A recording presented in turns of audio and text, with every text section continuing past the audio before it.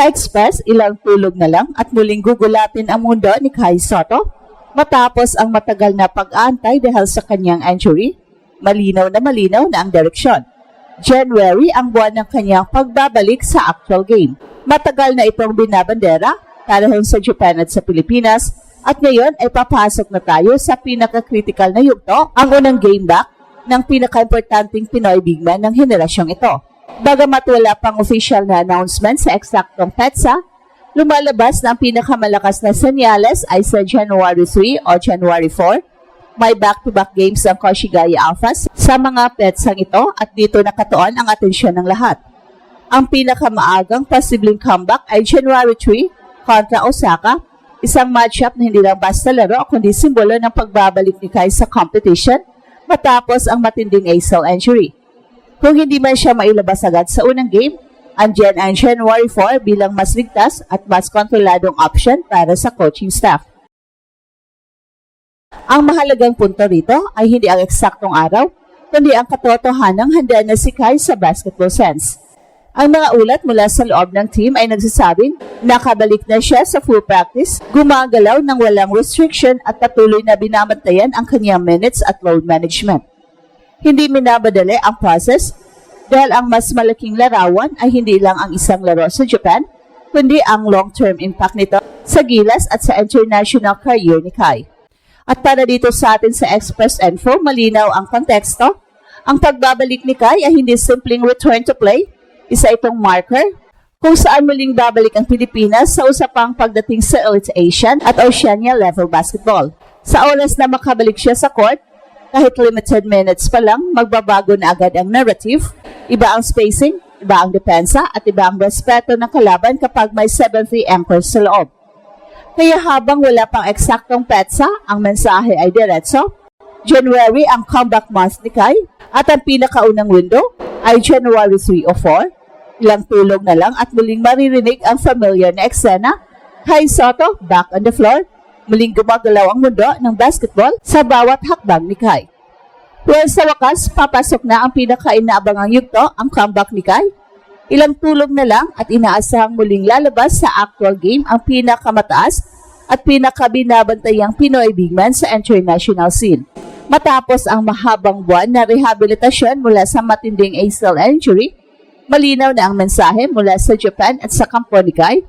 January ang target month ng kanyang pagbabalik at hindi ito basta plano lang kundi isang realistic at kontroladong timeline. Bagamat wala pang official na announcement sa eksaktong petsa ng kanyang unang laro, unti-unti nang nagkakaroon ng hugis ang sitwasyon. May back-to-back games ang Koshigaya Alphas sa January 3 at January 4 at dito nakatutok ang lahat ng mga mata. Ang pinakamaagang posibilidad ay January 3 kontra Osaka, isang laban na maaring magsilbing symbolic na simula ng panibagong kabanata ng career ni Kai. Kung hindi man siya mailabas agad sa araw na yon, malinaw na nakaabang ang January 4 bilang alternative na petsa, lalo na kung pipiliin ng coaching staff ang mas konserbatibong approach. Mahalagang linawin na hindi minabadali ang pagbabalik ni Kai sa mga huling linggo. Nakabalik na siya sa full contact practice, gumagalaw ng maayos, at nagpapakita ng kumpiyansa sa loob ng court. Pero para sa isang player na may ganitong halaga, hindi lang ang kanyang club team, kundi pati sa gilas, mas mahalaga ang tamang timing kaysa mabilis na exposure. Ang kanyang unang laro ay inaasahang may minutes restriction, malinaw na indikasyon na ang priority ay long-term health at consistency, hindi instant numbers. At sa ating perspektibo dito sa Express Info, ang pagbabalik ni Kai ay may mas malalim na implikasyon kaysa simpleng pagbabalik ng isang injured player. Isa itong senyales na unti-unting bumabalik ang full version ng Gilas Blueprint sa oras na makabalik si Kai sa competitive play. Kahit limitado pa ang papel niya sa simula, agad dito binabago ang pananaw ng mga kalaban sa Asia at Oceania. Iba ang preparasyon kapag may legit 7-3 presence na kayang magprotekta ng rim, magbukas ng spacing at magdikta ng depensa sa loob. At habang papalapit ang January 3 at 4, patuloy na tumitindi ang excitement hindi lang sa mga Pinoy fans kundi pati ng international observers. Hindi na tanong kung babalik si Kai kundi kung paano niya sisimulan ang kanyang pagbabalik at sa unang pag-apak pa lang niya muli sa court,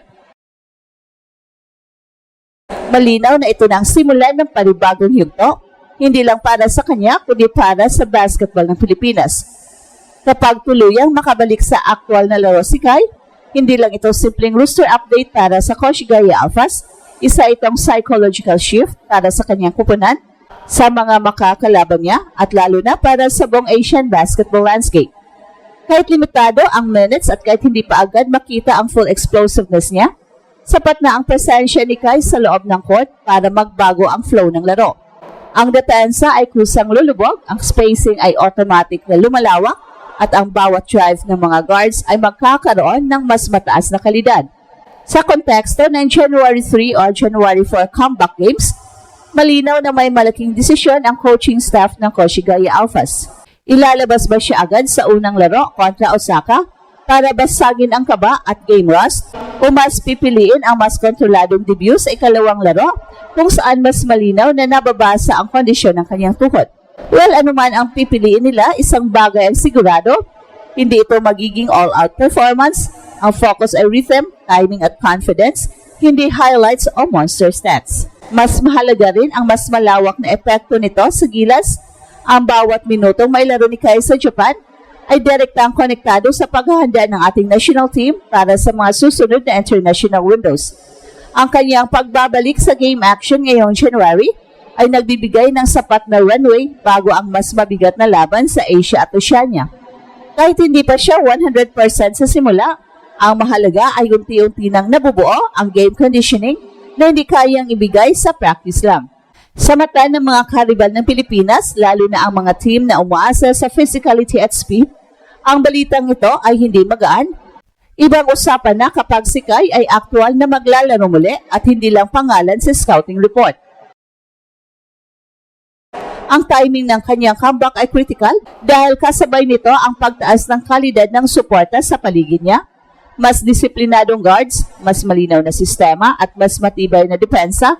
Hindi isolated project si Kai, bahagi na siya ng mas malaking plano. At habang papalapit ang unang linggo ng January, patuloy na tumitindi ang anticipation, walang eksaktong petsa, walang ingranding anunsyo, pero malinaw ang direksyon. Ang unang laro ni Kai ay hindi tungkol sa pagbabalik mula sa injury, kundi tungkol sa pagbabalik ng tiwala sa kanyang katawan, sa kanyang laro at sa paniniwalang kaya niyang bumalik ng mas matatag kaysa dati. At kapag nangyari yon, hindi lang Japan ang makakaramdam, buong mundo ng Asian basketball ang muling magbubukas ng mata.